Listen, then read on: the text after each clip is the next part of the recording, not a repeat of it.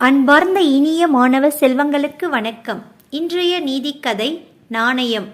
ஒரு நாள் கிராமத்தில் வசித்த ஏழை ஒருவர் தெருவில் நடந்து சென்ற பொழுது அவருக்கு மையத்தில் பெரிய துளையுடன் இருந்த பழங்கால நாணயம் ஒன்று கிடைத்தது. அக்காலத்தில் துளையிட்ட காசு கிடைத்தால் மிகப்பெரிய அதிர்ஷ்டம் என்று ஒரு நம்பிக்கை. எனவே அவரும் எனக்கு இனி அதிர்ஷ்டம் தேடி வரும், நானும் பணக்காரனாகி விடுவேன் என்று நினைத்தார். அதை தனது சட்டை பையில் போட்டு பத்திரப்படுத்தி கொண்டார். அன்று அவருக்கு மற்ற நாட்களை விட அதிகமான வருமானம் கிடைத்தது. எல்லாம் அந்த நாணயம் கிடைத்த நேரம் என்று நினைத்தார்.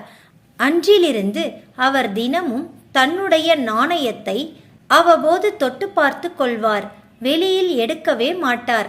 சில ஆண்டுகளில் அவருக்கு பதவியும் பணமும் அதிகமாகவே வந்து சேர்ந்தது. அவர் தனது மனைவியிடம் அந்த நாணயத்தை கண்ணால் பார்க்க வேண்டும் போல் உள்ளது என்று கூறியபடி தனது சட்டை பையில் பத்திரப்படுத்தி இருந்த நாணயத்தை எடுத்து பார்த்தார்.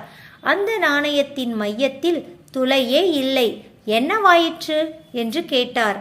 அதற்கு அவரது மனைவி, சட்டை அழுக்காக இருந்ததால் அதை துவைக்க எண்ணி எடுத்தபோது நாணயம் தவறுதலாக தெருவில் விழுந்துவிட்டது. எங்கு தேடியும் கிடைக்கவில்லை. அதனால் நான் தான் வேறொரு நாணயத்தை சட்டை பைக்குள் போட்டு வைத்தேன் என்றார். இது எப்போது நடந்தது என்று அவர் கேட்டார்.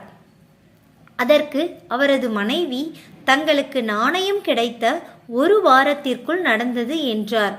அதன் பின் அவர் யோசித்தார். அப்படியானால் நமக்கு அதிர்ஷ்டம் கொடுத்தது அந்த நாணயம் அல்ல, நமது நம்பிக்கையும் உழைப்பும் தான் என்று எண்ணி மகிழ்ந்தார். இந்த கதையின் நீதி: நமது உழைப்பு, தன்னம்பிக்கை மட்டுமே நமக்கு வெற்றியை தேடித்தரும். நன்றி மாணவர்களே.